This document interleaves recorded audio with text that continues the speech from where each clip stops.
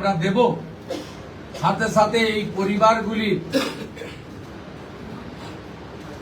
সামাজিক এবং অন্যান্য কল্যাণকর সমস্ত দায় দায়িত্ব আমরা এই সরকার কাঁধে তুলে নিলাম। আমাদের দেশের সুরক্ষার প্রশ্ন, পশ্চিমবঙ্গের সুরক্ষার প্রশ্ন এবং যেভাবে জনবিন্যাস বদলে গেছে, আজকে আমরা প্রথম দিনই আমরা কেন্দ্রীয় স্বরাষ্ট্র দপ্তর তথা বিএসএফ এর সীমান্ত সুরক্ষিত করার জন্য জমি ট্রান্সফার প্রক্রিয়া আমরা আজকে অনুমোদন দিলাম এবং আজ থেকেই ল্যান্ড ট্রান্সফার প্রক্রিয়া শুরু হবে। ভূমি ও রাজস্ব সচিব ডাকা হবে, যা আমাদের কেন্দ্রীয় স্বরাষ্ট্রমন্ত্রী নির্বাচনের আগেই বলেছিলেন। এই কাজটা আজকে প্রথম ক্যাবিনেটে আমরা করলাম। মাননীয় প্রধানমন্ত্রী নরেন্দ্র মোদীজি তিনি বলেছিলেন প্রথম ক্যাবিনেট মিটিংয়ে আমরা আয়ুষ্মান ভারতে যুক্ত হব। আমরা আয়ুষ্মান ভারতে যুক্ত হলাম এবং সংশ্লিষ্ট দপ্তর কেন্দ্রীয় স্বাস্থ্য দপ্তরের সঙ্গে প্রয়োজনীয় যে এগ্রিমেন্ট অন্যান্য যে বিষয়গুলি রয়েছে সেটা উপদেষ্টা এবং মুখ্য সচিব মিলিতভাবে অতি দ্রুত সম্পন্ন করবেন। অর্থাৎ আজ থেকে মাননীয় প্রধানমন্ত্রীর ঘোষিত পশ্চিমবাংলার মানুষের প্রতি যে কমিটমেন্ট আজকে ভারতীয় জনতা পার্টির ক্যাবিনেট সেটা সম্পূর্ণ করল।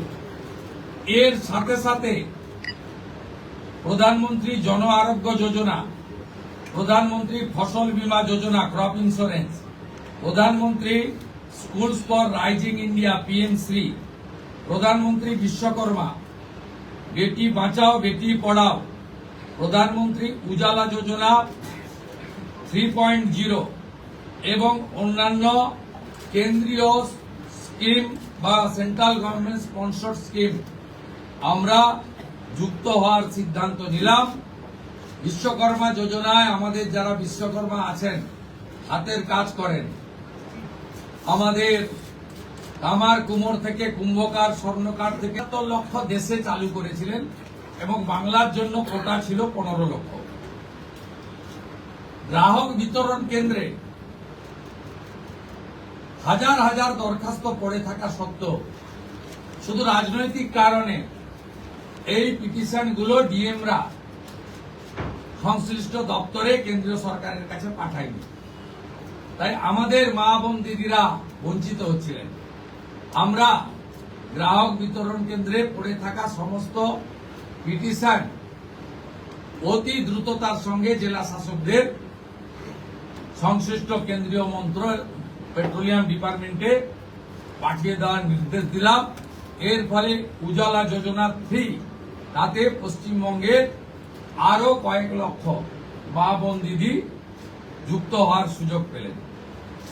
আমাদের পঞ্চম সিদ্ধান্ত, এতদিন পর্যন্ত পশ্চিমবঙ্গে national cadre is IPS, Paschimbanga cadre WBCS WBPS এদের কোন কেন্দ্রীয় সরকারের ট্রেনিং এ কেউ যুক্ত হতেন না।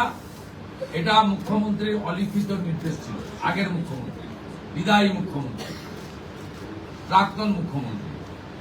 আমরা আজকে এই বিষয়ে চিফ সেক্রেটারিকে অন্য রাজ্যের যে নিয়ম আছে সেই নিয়ম ফলো করার জন্য আমরা তাকে এম্পাওয়ার করলাম, দায়িত্ব দিলাম।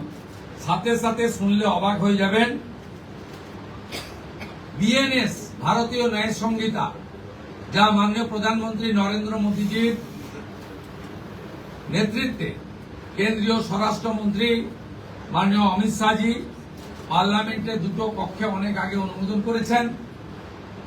রাষ্ট্রপতি মহোদয়ের সই হয়েছে, রুল হয়ে গেছে। আমরা আশ্চর্য হয়ে গেছি যে এখানে বিএনএস কার্যকর করা হয়নি, অর্থাৎ অত্যন্ত অবৈধভাবে সংবিধানকে বৃদ্ধাঙ্গুষ্ঠ দেখিয়ে আগের সিআরপিসি আইপিসি চলছিল। আজ থেকে বিএনএসএ যুক্ত হলো পশ্চিমবঙ্গ সংবিধান মেনে। আগের সিআরপিসি আইপিসি এই আইন আর থাকলো না। ভারতীয় ন্যায় সংহিতাতে আমাদের আজ থেকে কাজ শুরু হলো। এরও ছাড়পত্র ক্যাবিনেটের প্রথম দিলেন।